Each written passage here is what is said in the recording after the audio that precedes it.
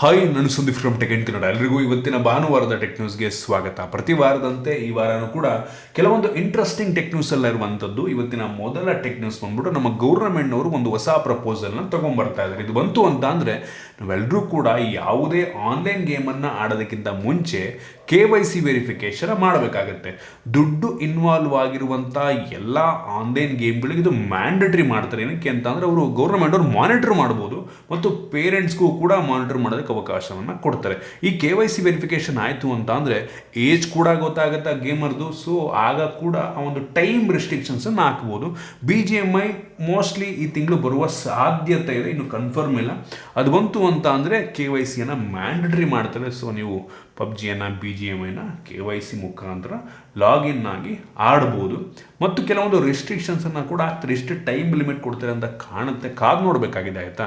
ಮತ್ತು ನೀವು ಎಷ್ಟು ಸ್ಪೆಂಡ್ ಮಾಡ್ತೀರ ಅದನ್ನು ಕೂಡ ಮಾನಿಟರ್ ಮಾಡಲಾಗುತ್ತೆ. ಪೇರೆಂಟ್ಸ್ ಕೂಡ ಅದನ್ನು ಮಾನಿಟರ್ ಮಾಡಬಹುದು. ಒಂದು ಒಳ್ಳೆಯ ವಿಷಯ. ಇನ್ನು ಮುಂದಿನ ಟೆಕ್ನಿಕ್ಸ್ ಬಂದ್ಬಿಟ್ಟು ವಾಟ್ಸಾಪ್ಗೆ ಒಂದು ಬೆಂಕಿ ಫೀಚರ್ ಬರೋದಕ್ಕೆ ರೆಡಿ ಆಗ್ತಾ ಇದೆ. ಏನಪ್ಪ ಅಂತ ಅಂದರೆ ನಾವು ಇಷ್ಟು ದಿನ ಒಂದು ಫೋನಿಂದ ಇನ್ನೊಂದು ಫೋನ್ಗೆ ವಾಟ್ಸಾಪ್ ಚಾಟನ್ನು ಟ್ರಾನ್ಸ್ಫರ್ ಮಾಡಬೇಕು ಅಂತ ಅಂದರೆ ಗೂಗಲ್ ಡ್ರೈವ್ಗೆ ಬ್ಯಾಕಪ್ ಮಾಡಬೇಕಾಗಿತ್ತು, ನಂತರ ಇನ್ನೊಂದು ಫೋನಲ್ಲಿ ರೀಸ್ಟೋರ್ ಮಾಡಬೇಕಾಗಿತ್ತು. ಸೊ ಇದೀಗ ಈ ಫೀಚರ್ ಬಂತು ಅಂತ ಅಂದರೆ ನಾವು ಜಸ್ಟ್ QR ಕೋಡ್ನ ಮುಖಾಂತರ ಚಾಟನ್ನು ಟ್ರಾನ್ಸ್ಫರ್ ಮಾಡ್ಬೋದು. ಸೊ ಬೆಂಕಿ ಫೀಚರ್ ಅಂತ ಅನ್ನಿಸ್ತು ನನಗೆ.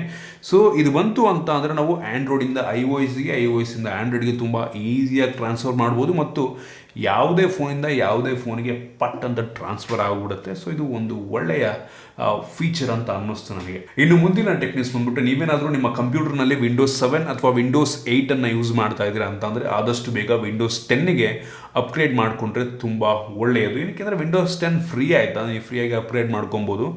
ಮೈಕ್ರೋಸಾಫ್ಟ್ ಅವರು ಈಗ ಕೆಲವು ದಿನಗಳ ಮುಂಚೆ Windows 7ಗೆ ಸಪೋರ್ಟನ್ನು ಸ್ಟಾಪ್ ಮಾಡಿದರು.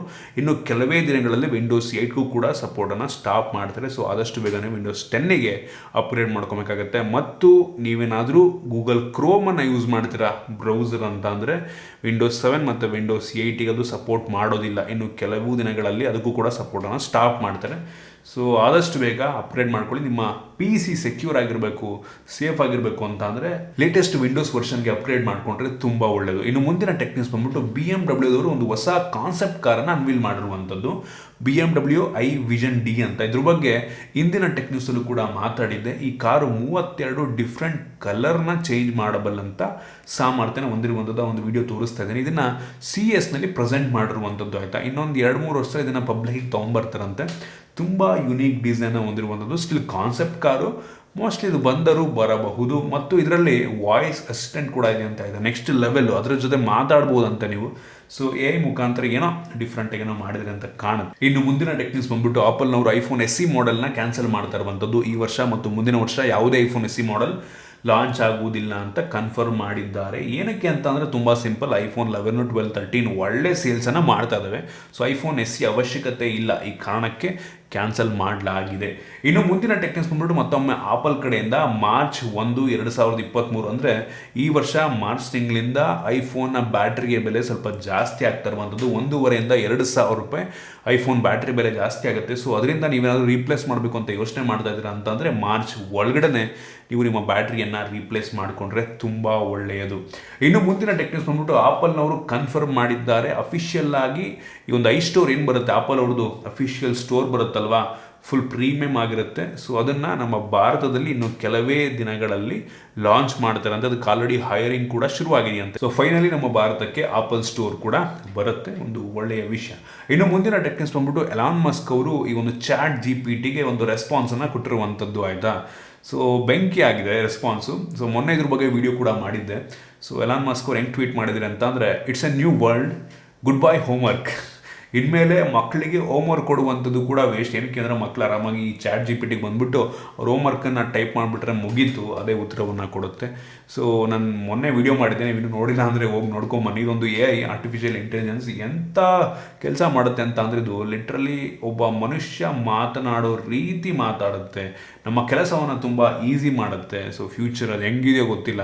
ಇನ್ನು ಮುಂದಿನ ಟೆಕ್ನಿಕ್ಸ್ ಬಂದ್ಬಿಟ್ಟು ಅಮೆಝಾನ್ ಅವರು ಅವರ ಕಂಪನಿಯಲ್ಲಿ ಕೆಲಸ ಮಾಡ್ತಿರುವಂಥ 18,000 ಎಂಪ್ಲಾಯೀಸ್ಗಳನ್ನು ಕೆಲಸದಿಂದ ತೆಗಿತಾ ಇರುವಂಥದ್ದು, ಲೇ ಆಫ್ಸನ್ನು ಮಾಡ್ತಾ ಇದ್ದಾರೆ. ಅದರಲ್ಲಿ ನಮ್ಮ ಭಾರತದಲ್ಲಿ ಕೆಲಸ ಮಾಡುವಂಥ 1,000 ಜನರನ್ನು ಕೆಲಸದಿಂದ ತೆಗೆಯುತ್ತಿದ್ದಾರೆ. 1,000 ಅಂತಂದರೆ ಏನು ಕಡಿಮೆ ಅಲ್ಲ, ಆಯಿತಾ. 1,000 ಜನದ ಕೆಲಸ ಹೋಗುತ್ತೆ. ಸೊ ಎಲ್ಲ ಹೈಯರ್ ಲೆವೆಲ್ ಇರೋರನ್ನೇ ತೆಗಿತಾ ಇದ್ದಾರೆ ಅಂತ ಹೇಳಲಾಗ್ತದೆ, ಸ್ವಲ್ಪ ದುಡ್ಡನ್ನು ಉಳಿಸೋದಕ್ಕೋಸ್ಕರ. ಹೆವಿ ಸ್ಯಾಲ್ರಿ ತೊಗೋತಾ ಇರ್ತಾರಲ್ಲ, ಸೊ ಅದರಿಂದ ದುಡ್ಡನ್ನು ಉಳಿಸೋದಕ್ಕಾಗಿ 1,000 ನಮ್ಮ ಭಾರತೀಯ ಎಂಪ್ಲಾಯಿಗಳನ್ನು ಅಮೆಝಾನ್ ಕೆಲಸದಿಂದ ತೆಗೆಯುತ್ತೆ. ಬರೀ ಬೇರೆ ದೇಶದ ಕಂಪ್ನಿಗಳೆಲ್ಲ ಆಯಿತಾ, ನಮ್ಮ ಬೆಂಗಳೂರಿನ ಬೌನ್ಸ್ ಕಂಪ್ನಿ ಗೊತ್ತಾ ನಿಮಗೆ?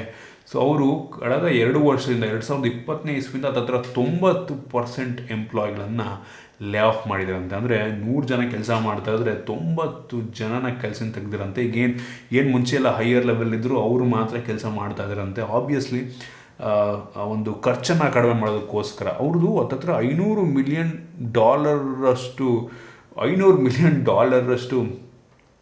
ಏನು ವ್ಯಾಲ್ಯೂಯೇಷನ್ ಇರುವಂಥ ಕಂಪ್ನಿ. $500 ಮಿಲಿಯನ್ ಅಂದರೆ ಮೋಸ್ಟ್ಲಿ 4,000 ಕೋಟಿ ಆಗುತ್ತಾ ಅಂತ ಗೊತ್ತಿಲ್ಲ. ಸೊ ಅಷ್ಟು ವ್ಯಾಲ್ಯೂಯೇಷನ್ ಇರುವಂಥ ಕಂಪ್ನಿ. ನಾನು ಅವ್ರ ಬೈಕ್ನ ಯೂಸ್ ಮಾಡ್ತೀನಿ, ಬೌನ್ಸ್ ಇನ್ಫಿನಿಟಿ. ಬಟ್ $500 ಮಿಲಿಯನ್ ಅದು ಹೆಂಗೆ ವ್ಯಾಲ್ಯೂಯೇಷನ್ ಫಿಕ್ಸ್ ಮಾಡ್ತಾರೆ ಅಂತ ಗೊತ್ತಿಲ್ಲ. ಅದೆಷ್ಟು ಸೇಲ್ಸನ್ನು ಮಾಡ್ತಾಯಿದ್ರೆ, ಪ್ರಾಫಿಟಬಲ್ ಅಂತೂ ಇಲ್ಲ, ಬರೀ ಕ್ಯಾಶ್ ಬರ್ನ್ ಮಾಡ್ತಾಯಿದ್ದಾರೆ ಅಷ್ಟೇ ಕಂಪ್ನಿಯಲ್ಲಿ. ಬಟ್ ಸ್ಟಿಲ್ $500 ಮಿಲಿಯನ್ 90% ಎಂಪ್ಲಾಯೀಸನ್ನು ತೆಗೆದಿದ್ದಾರೆ. ಸೊ ಐ ಹೋಪ್ ಪ್ರಾಫಿಟಬಲ್ ಆಗ್ತಾರೆ ಅಂತ ನೋಡೋಣ. ಇನ್ನು ಮುಂದಿನ ಟೆಕ್ ನ್ಯೂಸ್ ಮತ್ತು ಕೊನೆಯ ಟೆಕ್ ನ್ಯೂಸ್ ಬಂದ್ಬಿಟ್ಟು, ನೀವೇನಾದರೂ ಒಂದು 30,000 ರೇಂಜಲ್ಲಿ ಫೋನ್ನ ಪರ್ಚೇಸ್ ಮಾಡಬೇಕು ಅಂತ ಯೋಚನೆ ಮಾಡ್ತಾ ಇದ್ದೀರಾ ಅಂದರೆ, ಇತ್ತೀಚೆಗೆ ಒಂದು ಹೆವಿ ಹೊಸ ಫೋನೆಲ್ಲ ಬರ್ತಾ ಇದೆ. ಬಟ್ ಸ್ಟಿಲ್ iQOO 9SE ಒಂದು ಒಳ್ಳೆ ಸ್ಮಾರ್ಟ್ಫೋನ್ ಆಯಿತಾ. $30,000 ಅಮೆಝಾನಲ್ಲಿದೆ. ಮುಂಚೆ 33 ಇರ್ತಿತ್ತು. ಸೊ ಅಮೆಝಾನಲ್ಲಿ $30,000 ನೀವು ಪರ್ಚೇಸ್ ಮಾಡ್ಬೋದು. ನೋಡಿ, $30,000 ನನಗೆ ಅನಿಸ್ತೇ one of the best smartphone ಆಗ್ಬೋದು ಇದು ಆಯಿತಾ. ಸ್ನ್ಯಾಪ್ಡ್ರ್ಯಾಗನ್ 888 ಪ್ರೊಸೆಸರ್ ಹೊಂದಿರುವಂಥ ಫೋನ್ ಆ ಬೆಲೆಗೆ ಒಂದು ಬೆಸ್ಟ್ ಆಪ್ಷನ್ ಆಗುತ್ತೆ. ಸೊ ನೋಡಿ, ಪರ್ಚೇಸ್ ಮಾಡಬೇಕು ಅನ್ನೋದು ಮಾಡಬಹುದು. ಸೊ ಇದಿಷ್ಟು ಇವತ್ತಿನ ಟೆಕ್ ನ್ಯೂಸ್. ನಿಮಗೆ ಇವತ್ತಿನ ಟೆಕ್ ನ್ಯೂಸಲ್ಲಿ ಕೆಲವೊಂದು ಹೊಸ ವಿಷಯ ತಿಳ್ಕೊಳ್ಳೋಕೆ ಸಿಕ್ಕಿದೆ ಅಂತ ಅನ್ಕೋತೀನಿ. ಇಷ್ಟ ಆಗಿದ್ರೆ ದಯವಿಟ್ಟು ಲೈಕ್ ಮಾಡಿ, ಶೇರ್ ಮಾಡಿ. ಈ ರೀತಿ ನಮ್ಮ ಬೇರೆ ಬೇರೆ ವೀಡಿಯೋಗಳಿಗೆ ನಮ್ಮ tech in Kannada YouTube subscribe ಮಾಡ್ಕೊಂಡಿಲ್ಲ ಅಂದರೆ ಈಗಲೇ ಸಬ್ಸ್ಕ್ರೈಬ್ ಮಾಡ್ಕೊಳ್ಳಿ ಮತ್ತು ಬೆಲ್ ಐಕಾನ್ ಕೂಡ ಕ್ಲಿಕ್ ಮಾಡ್ಬೋದು. ಸಿಗೋಣ ಮುಂದಿನ ವೀಡಿಯೋದಲ್ಲಿ.